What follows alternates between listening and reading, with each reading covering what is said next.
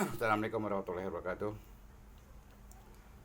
Ketemu lagi dengan channel Matar Bicara yang berkutat di sekitaran peristiwa-peristiwa masa lalu, cerita-cerita Betawi, dan informasi tentang budaya. Kali ini saya mau cerita masa kecil saya di Tenabang pada saat puasa Ramadan di sekitaran 1969 dan 1970. Saat itu kan sekolah kita masih SD itu libur pol. Saya tinggal di Gang Kubur lama. Di sono banyak pedagang kambing, ada bos kambing, ada almarhum Ibrahim Ali, Bang Iim, ada almarhum Rusli Sam atau Bang Usi.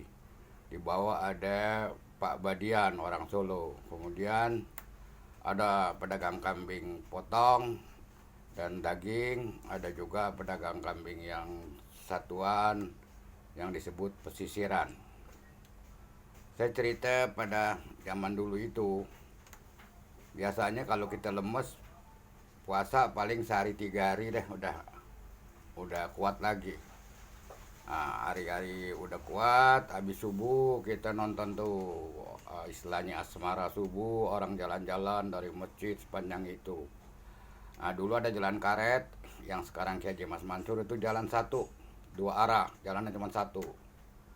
Nah, di Gang Kubur lama itu Bang Im atau Bang Uci suka datang tuh truk-trukan kalau kambingnya sampai.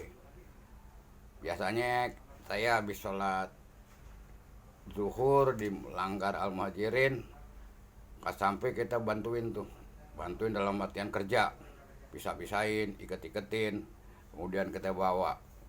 Namanya nyeret-nyeret kambing atau ngompreng. Kita bawa sampai Kang Mes, sampai Gang Haji Said, pedagang-pedagang langganan Bang Im atau Bang Usi. Habis itu kita mandi, habis asar tuh mandi karena bau kambing, dan kita dapat duit, kita simpen tuh buat lebaran. Nyeret kambing atau ngompreng itu biasanya kalau yang suka main di pasar. Kalau saya paling bulan puasa doang karena libur, karena saya bukan keluarga dari tukang kambing. Tapi sudah gimana ya, udah kata orang kita familiar dengan dunia bisnis kambing. Pasar kambingnya itu ada di dulu Pasar Seng, sekarang di belakang Blok A ujung. Kalau sekarang udah nggak ada, tapi sebelahnya Tepekong atau Vihara. Kalau jagal lewatin Tepekong. Nah, kalau kita bawa ke pasar ya kan, lumayan tuh, rada jauh, ongkosnya lebih mahal, omprengannya lebih gede. Kalau kambingnya banyak, biasanya kita berdua, yang satu nuntun, yang satu gesu dari belakang atau jagain. Kalau dia, karena kambing baru sampai dari Jawa, kalau di Lebaran cari, kita kumpulin lagi, kita bawa lagi. Begitulah cerita masa kecil saya. Selain itu, setelah sering begitu di bulan puasa ini, ada teman ngajak, ntar habis sholat subuh kita ke jagal. Apaan tuh jagal? Rumah potong hewan atau jagal kambing di kebun dalam.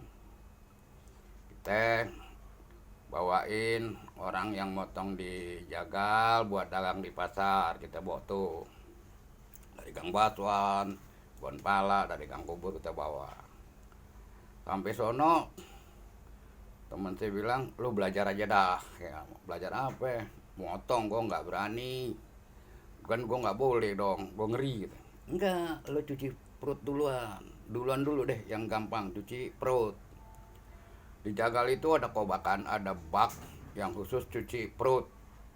Setelah babat itu dikeluarin kotorannya, direndam situ, dicuci sampai bersih. Terus kalau isu atau usus itu disiram. Waktu itu kayaknya belum ada keran, jadi disiram, kemudian ditiup, diurut-urut sampai keluar, sampai bersih, baru terang. Begitu yang saya kerjain di bulan puasa. Kalau pagi paling pol sampai jam 9 ya kita dijagal. Di sono ada Kadir tuh yang dagang kopi, gorengan atau apa, ketan. Banyak juga yang nggak puasa, Kang Potong saat itu ya nggak. Pagi-pagi aja udah ngopi kan gile ya nggak. Tapi saya nggak mau. Saya mau jagain puasa saya. Alhasil suatu ketika lagi nyuci perut, lagi gosok-gosok bagian dalam babat itu, ya enggak, jeroan itu, saya kepleset, kecebur ke bak kotoran. Orang-orang pada ketawain semua. Akhirnya baru kira-kira jam 7 saya mandi deh tuh, mandi, emang baju segala, mandi, terus saya pulang. Sepanjang jalan orang pada nyium, oh bau lu sonon katanya. Ya udah saya minggir, saya jalan sampai rumah, saya langsung masuk kamar mandi, saya pakai sabun mandi, pakaian kayak rendem ke sama sabun cuci. Begitulah kenangan yang indah saya di Tanah Abang ketika masa bulan puasa saat itu. Kalau anak sekarang kan main HP, jalan-jalan ke mall segala macam, enggak, saya masih produktif. Alhamdulillah. Pada jelang malam takbiran, duit yang saya kumpulin bisa tuh kita jalan-jalan. Nanti saya cerita malam takbiran anak Tanah Abang. Yang ini saya sudahin dulu. Semoga yang merasa berkenangan dengan hal yang sama tentu akan tertawa dan senyum bahwa ini indah luar biasa. Selamat menjalankan puasa Ramadan. Terima kasih.